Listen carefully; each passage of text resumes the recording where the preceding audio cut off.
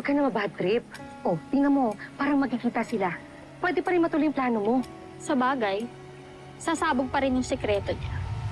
At matutuloy pa rin yung plano ko na masira siya sa pamilya niya.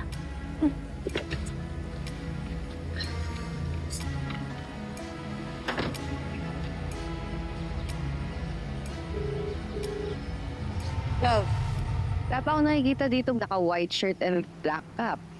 Baka parating pa lang siya. Let's hope na may valuable information nga doon tungkol sa location ni Trixie. Sana nga eh. Sige, check ang mamaya sa kabilang site. Call you again, okay? Wala ka nang ligtas, Ma'am Sylvia. Sasabog na rin yung sekreto mo.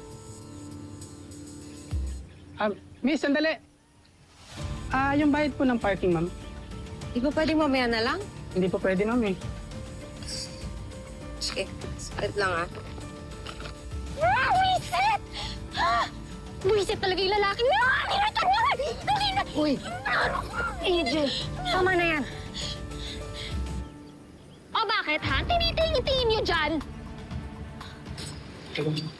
Thank you, ma'am. Okay na ito, ma'am. Ako na bahala sa question niyo. Sige. Sige po. Thank you.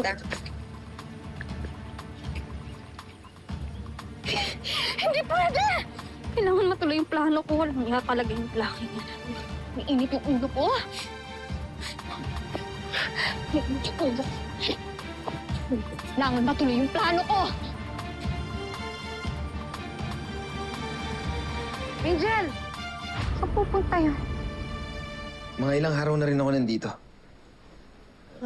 Pasensya ka na. Hindi ako agad nakapaglinis kasi sinundo ka agad kita sa baba kanina eh. Tara, ito nga. Bakit? Actually, iba yung pinunta ko rito. Ba't may problema ba? Ano? Well, despite all his faults, mahal ko pa rin ang asawa ko. At hindi kaya ng konsyensya kong lokohin siya. This has to stop. Ano? Ganon-ganon na lang yon. Alam mo na may ikaw lang inaasahan ko eh. Bruce, nung pinasok natin to, alam naman natin pareho na this can never be serious. Sylvia.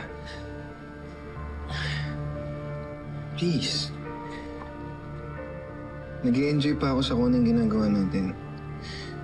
Huwag mo muna akong iwan. Bruce, no. Alam mo, tutulungan kita. But this is the last time dahil magkikita na tayo.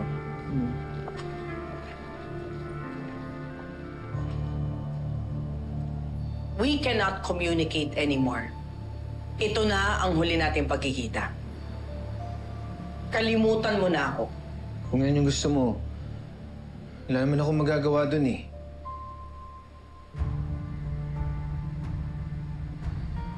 Iintindihin ko na lang. Ito na yung last na magkikita tayo, di ba?